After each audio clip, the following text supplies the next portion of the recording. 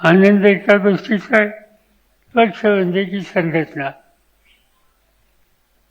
आणि संघटनेचं काम गेले 18 वर्ष अत्यंत प्रभावीपणानं जयंतरावांनी केलं.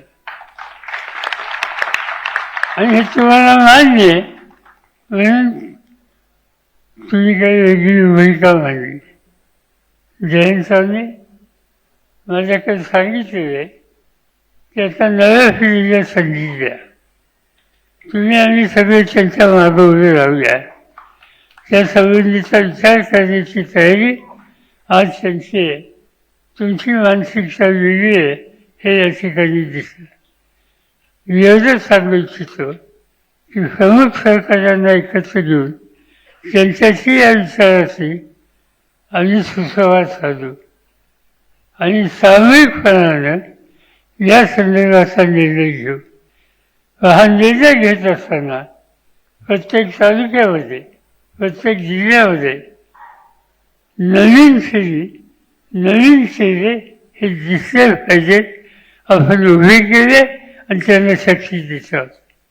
माझी खात्री आहे कर्तृत्व असलेले हजारो कार्यकर्ते, तरुण कार्यकर्ते आज आपल्या पक्षामध्ये आहेत.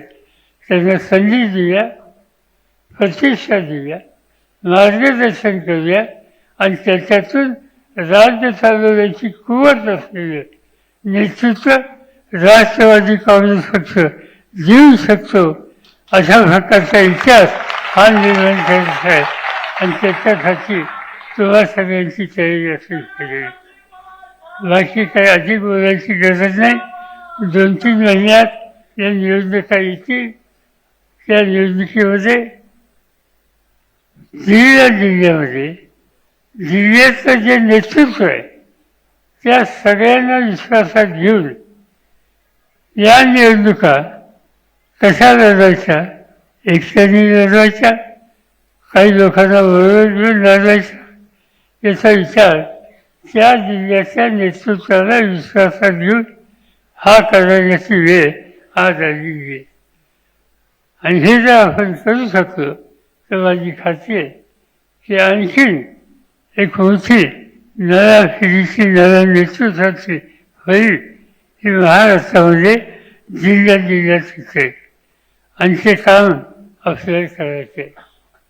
हा आजचा कार्यक्रमाचा सोहळा संपल्यानंतर पुढचे 3 महिने सगळं लक्ष तुमच्या भागामध्ये या स्थानिक स्वराज्य संस्था आहे तिथं नवीन नेतृत्व कसं आणायचं, 50% भगिनींच्या जागेमध्ये कर्तृत्वान आणि आत्मविश्वासाने उभं राहिलेल्या मुली कशा पुढं करायच्या या सगळ्या गोष्टीचा विचार तुम्ही करा.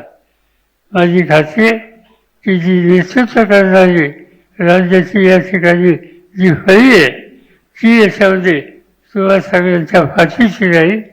आणि आपण येत्या 3 महिन्याच्या निवडणुकीच्या नंतर सर्वांना महाराष्ट्राच्या समोर नव्या नेतृत्वाचा इतिहास करू एवढाच विश्वास या ठिकाणी बाळगतो आणि माझी 2 शब्द संपतो.